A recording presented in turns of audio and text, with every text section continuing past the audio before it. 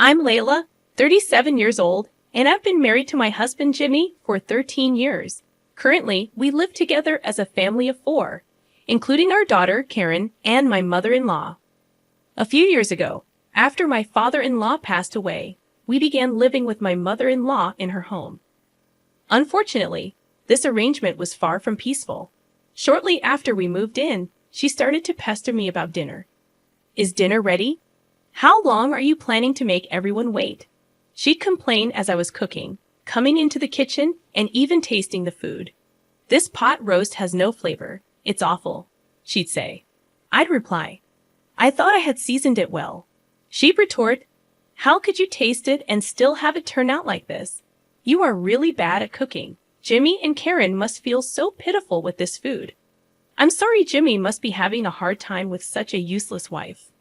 Hurried up and set the table. Despite her constant complaints, she never helped with preparing dinner. In fact, she left all the household chores to me and lounged around during the day. When dinner was finally ready and the whole family sat down to eat, Jimmy and Karen praised the pot roast that my mother-in-law had earlier criticized, saying, this pot roast is delicious, and yeah, Mom, it's tasty. Then, my mother-in-law said, yes, indeed, the seasoning is just right, completely contradicting her earlier criticism. Despite her harassment and nasty commands towards me, she always spoke kindly to Jimmy and Karen, probably not wanting them to dislike her. Layla is really good at cooking, she'd say in front of them. Today, Layla did all the housework, considering my health. She is truly a capable wife. Isn't that right, Layla? In truth, my mother-in-law had just forced all the household responsibilities onto me. As I attempted to deny it, my mother-in-law kicked my leg under the table where no one else could see. Despite her blatant attitude, Jimmy thanked me with a beaming smile, believing that I was always kind to his mom, although it couldn't be further from the truth. I couldn't hide my bewilderment, but Jimmy remained blissfully unaware of the harassment. He genuinely cared for his mother-in-law, and after his father-in-law passed away, he became even more concerned for her well-being. I couldn't bring myself to speak ill of my mother-in-law to Jimmy, who loved her deeply. My fondness for her also prevented me from confiding in anyone about the situation. When it was decided that we would live with my in-laws, Karen, our daughter, was delighted. She loved her grandma, and they were very close, always playing and taking baths together. Mother-in-law's harassment escalated when I came back from shopping one day and found the room in disarray. Mother-in-law, what happened? Why is everything in such a mess? I asked, genuinely surprised. She replied smugly, I couldn't find something, and before I knew it, it became a mess. I knew the house wouldn't be turned upside down just from looking for something. It was clear that she had done it to harass me. Sorry, I'm going to dinner with friends now. Cleanup's on you, she said, leaving me to deal with the aftermath. As expected, I ended up spending the entire day cleaning, unable to focus on anything else. When mother-in-law returned home, she remarked, laundry, dishes, cleaning, none of it's done, making it clear that her intent was to torment me. I clenched my fists, suppressing my anger at my mother-in-law's taunts, and quietly continued with the housework. Hurry up or everyone will come home. If Jimmy realizes what an incapable wife you are, he'll surely divorce you. She sneered, never lifting a finger to help, only rushing and nagging me incessantly. As dinner remained far from ready, my frustration grew. In the end, dinner was late, and Jimmy asked, looking concerned, are you feeling ill? No, it's not that. But, I started to explain. But when I glanced at my mother-in-law, she was glaring at me, a silent warning not to speak up. Today has been a bit hectic, I said weakly. Oh, I see. I'm sorry. No, it's totally fine. Jimmy reassured, his kindness shining through. Mother-in-law, however, didn't find his understanding amusing. Instead, her daily harassment towards me intensified. Lately, it wasn't just about me. She began interfering in Karen's affairs too. You two seem to be trying to get Karen into a private middle school, she accused. Yes, we are. Is there a problem with that? I countered. It's cruel to make her study late every night for exams. Stop it right now. We are not forcing her to study against her will. Karen herself wants to go to a private middle school. Kids should play and have fun. There's no need to force them to study now, I defended. But working hard now will open up more options for her future, and Karen wants this. We're not forcing it on her, I insisted, standing firm against her accusations. Recently, as Karen had been studying late into the night and attending tutoring sessions, our family time had decreased noticeably, and my mother-in-law seemed displeased. Give up on the middle school exams. It's a waste of time, she commanded one day.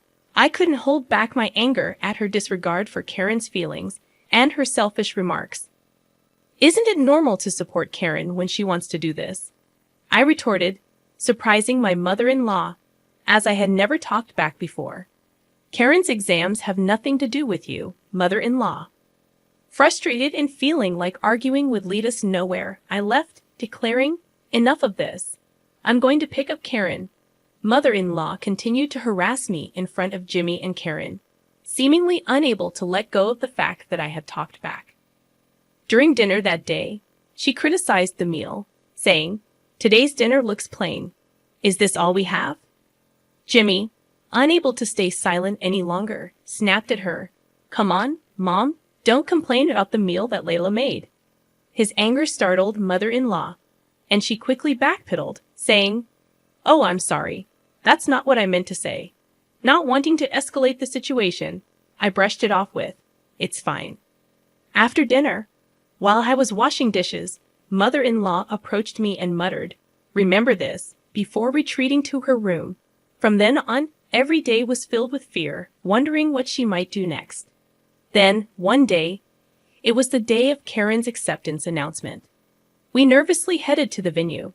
When we checked the bulletin board, Karen's number was clearly written there. "You did it, Karen. Awesome. You got accepted. Yay!" We were all overjoyed. Karen had been studying tirelessly for months, and thanks to her relentless efforts, she had passed the middle school exams. "We have to celebrate today," I exclaimed. "Karen, what would you like to eat?" "Steak," she replied, her absolute favorite. "Should we order delivery then?" I suggested, and everyone cheered in agreement. On my way home, I called the steakhouse and ordered a luxurious steak for delivery. We also decided to buy a cake, so I made a small detour, asking my mother-in-law to receive the steak delivery at the house. When I called her, she said, "Understood, I'll take care of it." Due to various detours, we were completely past lunchtime by the time we got home. We were all hungry and eagerly anticipating the steak. "I'm starving. I want to eat the steak now," Karen exclaimed. "You're right. We're late. The steak should be here. Let's eat plenty, okay?" I reassured her. Upon our arrival home, we bumped into mother-in-law's friends as they were leaving. They all said in unison, "Thanks for the feast," and left, leaving me puzzled. I had a bad feeling and rushed inside the house. The dining table, where the steak was supposed to be, was in disarray. I asked mother-in-law, "Did you eat the steak?" "Ah, if it's a delivery steak, I enjoyed it with my friends at a luncheon." "You'll pay for it later," she replied defiantly. "What are you doing?" I yelled, utterly shocked by her audacity. "You're probably planning to order delivery and slack off from housework. I won't allow that," she retorted, completely unapologetic. This was supposed to be a celebration for Karen's success, and I had informed mother-in-law in advance that today was Karen's exam acceptance announcement. It seemed she had forgotten, which explained her thoughtless actions. When Karen and Jimmy arrived late, Karen, having overheard our conversation in the corridor, was in tears. "Grandma saw me," she said, her voice choked with disappointment. Karen had been excited to share the news with her grandmother quickly, but it seemed inconceivable to her that her own grandmother had forgotten such an important day. "Mother-in-law, today was Karen's middle school acceptance announcement. How could you forget such an important day?" "That's awful," I exclaimed, feeling a mix of anger and disbelief at her callousness. Mother-in-law seemed unable to hide her agitation, her lack of remorse only deepening our disappointment in her. Why today, Layla? Why didn't you tell me earlier? Mother-in-law's voice trembled with a mix of surprise and guilt. I did tell you, I replied, my anger overshadowed by disappointment. I felt a strange certainty that left me too numb to be furious. Karen had worked hard and earned her acceptance. We had planned to celebrate by indulging in her favorite steak, but mother-in-law had eaten it with her friends, oblivious to the significance of the day. I called you about the delivery, didn't I? I challenged, hoping for some explanation. Mom, did you do it on purpose? Jimmy's voice carried a mix of hurt and confusion. Mother-in-law's face grew paler, her attempt to find an excuse faltering. I had suspected her harassment for a while, but now it seemed Jimmy was starting to understand too. Without a word, she approached Karen, offering a weak apology and suggesting we all go to the steakhouse, insisting she would pay. Karen's response was sharp and unforgiving. I hate Grandma, she declared, pushing mother-in-law away and fleeing to her room. Witnessing her granddaughter's rejection seemed to stun mother-in-law. She stumbled, falling to the ground, unable to comprehend the magnitude of being despised by someone she loved so dearly. After that, I confided in Jimmy about the ongoing harassment, my heart heavy with the burden of secrecy. Why didn't you tell me sooner? He asked, a mix of guilt and concern in his eyes. I couldn't say anything when I thought about you and Karen, I confessed, regret coloring my words.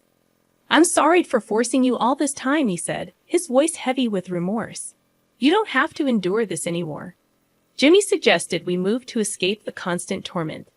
Karen also expressed her desire to live away from mother-in-law, providing us with a reason to leave without hesitation.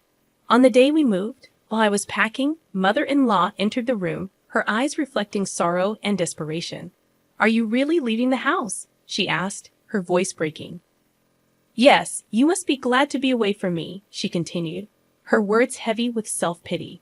I don't exactly hate you, I replied, my voice tinged with exhaustion. Can you please leave? You're in the way of my packing. But instead of leaving, mother-in-law began to plead desperately. Please don't leave. I'll apologize for everything. Please, I can't bear to be apart from Carrie. No matter how much I explained, she wouldn't let go, clinging to me and crying, her desperation hanging heavy in the air. So, I made a proposal. Actually, we are moving to my parents' house. If you really can't bear to be apart from Carrie, will you come with us? My father, usually stern with a scary face, knew that mother-in-law was aware of this. I said it somewhat maliciously, thinking she would never agree. Surprisingly, she did. I understand. That's fine with me, she said, leaving me stunned. It seemed she wanted to be with Carrie that badly. I agreed to live together since she wouldn't harass me in front of my parents, and if she did, I could report it to my father. Jimmy added, sorry, if something happens with my mom coming along, feel free to kick her out. So we all moved to my parents' house, and the cohabitation began. My father seemed dissatisfied. Then mother-in-law came with us. Of course, he knew how she had harassed me and ruined Carrie's celebration. He didn't blame her directly, but his silent pressure kept mother-in-law shrinking. She spoke less and seemed downcast. When my mother and I asked for help with housework, she readily complied and worked hard. I couldn't help but laugh at her changed appearance. Life went on without any incidents for a while. But finally, mother-in-law reached her limit and yelled, I'm sick of this house. Your father is intimidating, and Carrie can't get through to him. I think Jimmy's attitude towards mother-in-law had become colder because he couldn't endure various things anymore. Karen, let's go home together, mother-in-law said, trying to forcibly pull Carrie and leave the house. Mother-in-law, stop it. Can't you see Carrie doesn't want to go? It's better to be with me than in this house, I intervened. Just then, my father arrived. What are you doing? Knock it off, he thundered. Frightened by my father's forcefulness, mother-in-law froze in fear. I allowed you to live with us because you said you didn't want to be apart from your granddaughter. But if you try to take Carrie against her will, I'll call the police for kidnapping. I didn't mean it that way, my father warned her sternly. Hearing my father's shout, Jimmy also rushed over. Mom, what are you doing? Just leave us. We can't be bothered by you anymore. I'm cutting ties completely. No, no way. Mother-in-law protested. But Karen shook off her hand and screamed, Get out. Even mother-in-law seemed shocked by this, dropping her shoulders and leaving the house in tears. Now she's back at her house, living a lonely life. Afterward, mother-in-law became reclusive, and it seems that even neighbors and friends started keeping their distance. On the other hand, our family is living peacefully every day. Karen is studying hard at a private school, and Jimmy has become very friendly with my parents, especially my father, with whom he drinks every day. I wish I had talked to Jimmy earlier and moved to my parents' house.